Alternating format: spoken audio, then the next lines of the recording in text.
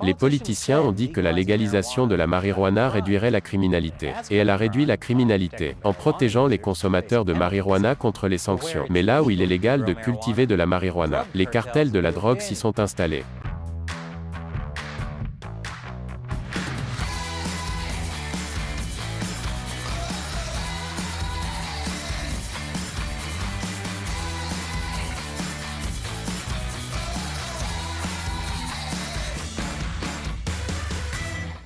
Bienvenue à l'émission Amérique dévoilée, je suis Chris Chappell. Après que de nombreux États américains aient légalisé l'usage récréatif de la marijuana, la criminalité a baissé. Du moins, le crime de fumer de la marijuana à des fins récréatives. Bien que nous devrions criminaliser le fait de poster « Hey, je fume de l'herbe » à toute la terre entière.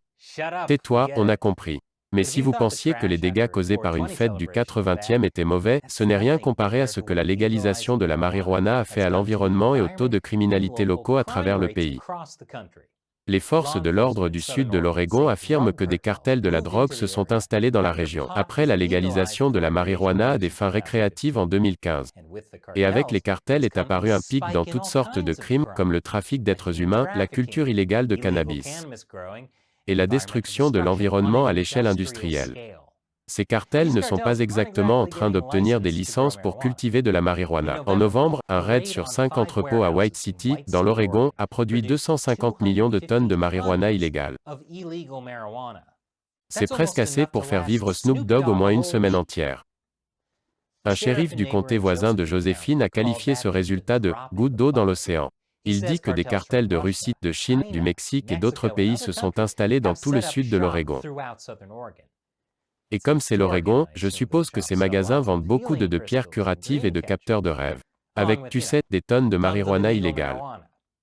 Et, je comprends tout à fait. Pourquoi avoir affaire à la douane ou à la patrouille frontalière quand on peut cultiver et vendre sa marchandise ici même aux USA? Pensez juste à tout l'argent qu'ils doivent économiser sur le transport et la contrebande. Mais ces cartels illégaux sont une grande frustration pour les cultivateurs de cannabis légaux, ceux qui paient des taxes et des droits de licence. Et ce qui est encore plus frustrant pour les cultivateurs légaux, c'est le fait que les cartels les utilisent comme couverture. Regardez toutes ces fermes de cannabis dans le sud de l'Oregon. Pouvez-vous dire lesquelles sont les fermes de cannabis légales? Ouais, les forces de l'ordre non plus.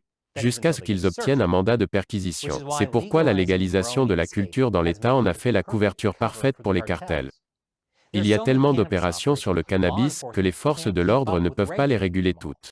C'est comme jouer au jeu du chat et de la souris après avoir fumé un pétard. Dans son budget 2021 et 2022, le comté de Jackson a indiqué que l'application du code lié à la marijuana était le problème le plus important auquel le comté était confronté. Et vous savez que leur budget d'application est serré rien qu'en regardant ce dessin de couverture de leur budget officiel. Le shérif a dû demander à sa fille de 8 ans de le réaliser avec Microsoft Paint. Ces cartels de la drogue font donc des ravages non seulement sur la concurrence légitime, mais aussi sur les communautés locales qui voient augmenter d'autres types de crimes. Le shérif du comté de Jackson, Nathan Sickler, a déclaré aux législateurs de l'Oregon qu'il y avait eu des agressions au couteau, des vols, des cambriolages, des homicides, des crimes sexuels, des accidents de la route et des conduites en état d'ivresse, tous liés à l'afflux de l'industrie de la marijuana cannabis. Contrairement à Portland, où tous ces crimes sont commis au nom d'une indignation morale du mouvement woke. Et ce n'est pas seulement en Oregon que les cartels se sont installés après que l'État ait légalisé la marijuana. Lors de ce raid, les forces de l'ordre ont découvert une énorme cachette, le deuxième étage de la maison ayant été converti en une serre à herbe remplie de plantes.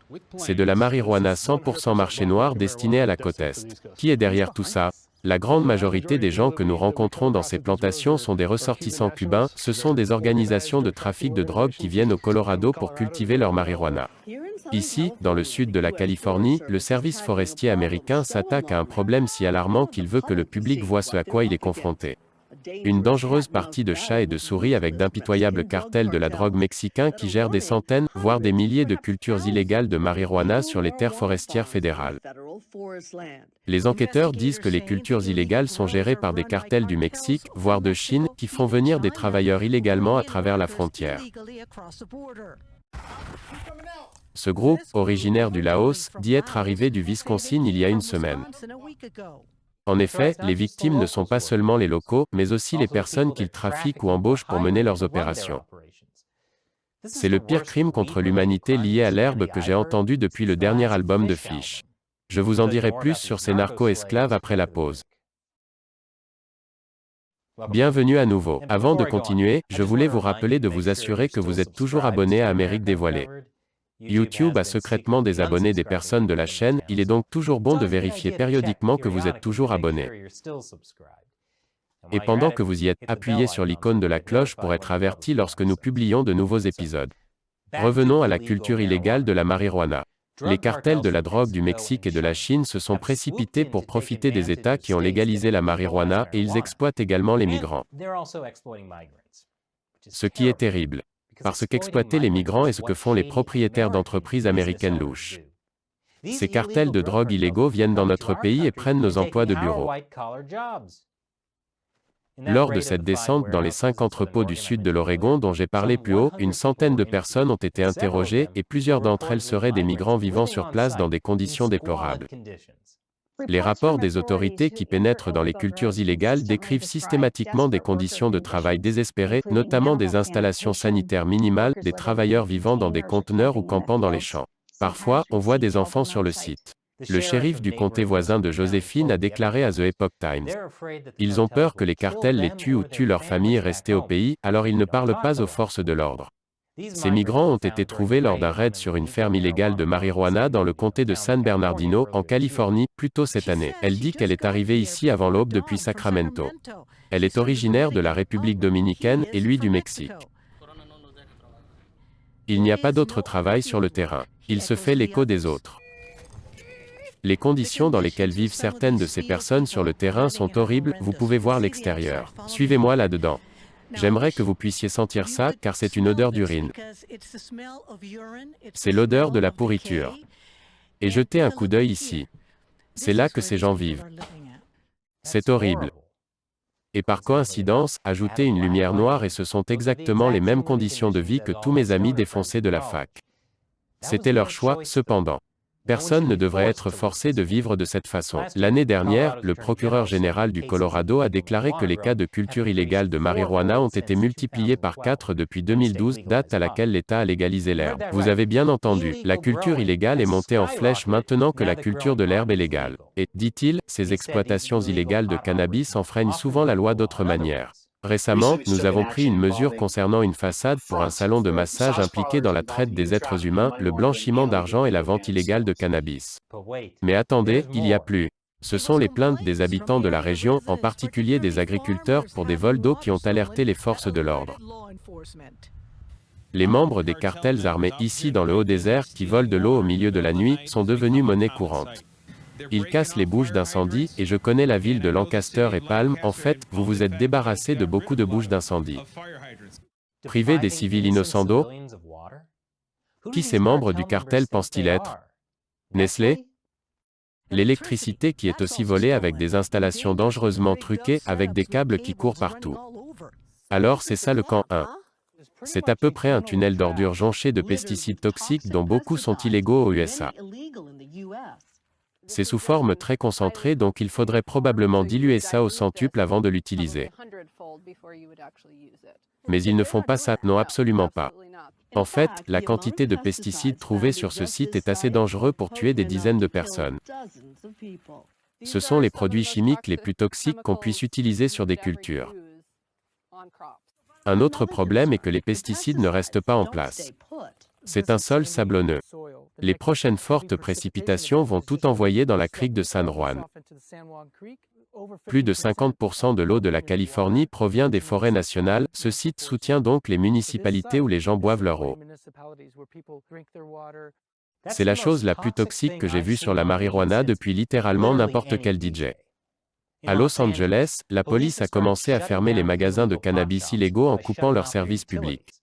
C'est aussi comme ça que Los Angeles a fermé les fêtes qui violaient les restrictions du Covid l'année dernière. Si seulement Los Angeles coupait aussi les services publics du plus grand crime de Los Angeles, la production de Young Sheldon. Bazinga!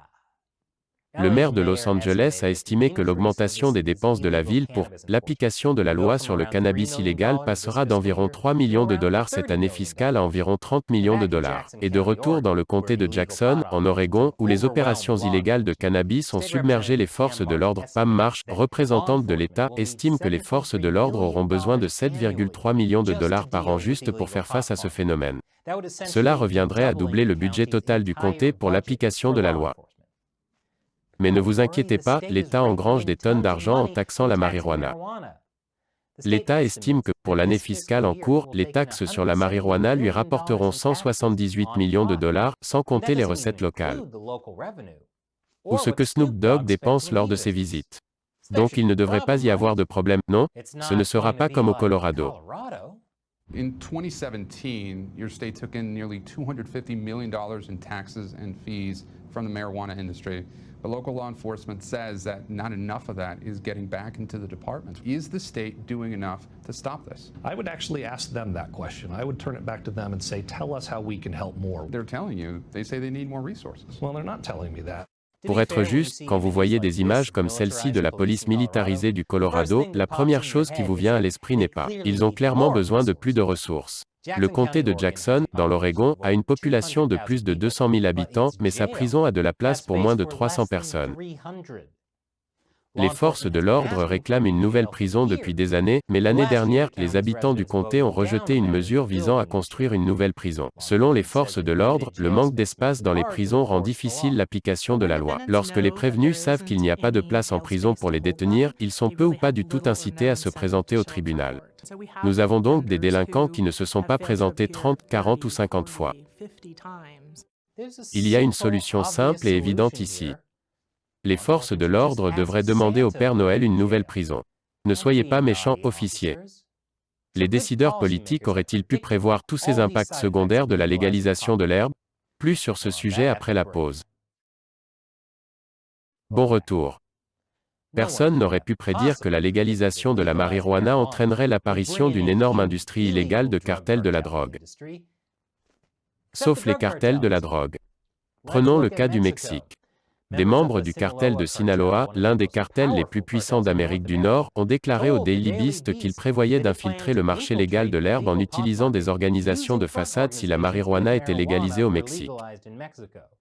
Et elle a effectivement été légalisée dans ce pays en juin. Le Daily Beast écrit: le résultat pourrait être des profits encore plus importants pour les chefs de gang à dépenser pour acheter des armes, soudoyer des politiciens et développer leur empire criminel.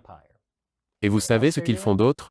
Ils essaient de créer une souche de marijuana plus puissante qui donnera à l'expression « Made in Mexico » un tout nouveau sens. Pour eux, c'est leur « avantage » sur un marché qui est maintenant plus encombré. Ils doivent faire quelque chose pour concurrencer la Purple Urkel de Jaleel White. Oui, c'est réel. Les législateurs californiens comprennent ce problème. C'est pourquoi certains législateurs ont voulu réduire les taxes sur l'herbe pour aider les cultivateurs américains réglementés à concurrencer le marché noir. D'autres stratégies pour faire face au problème consistent à faire appel au gouvernement fédéral, ce qui est amusant car la marijuana est toujours illégale au niveau fédéral.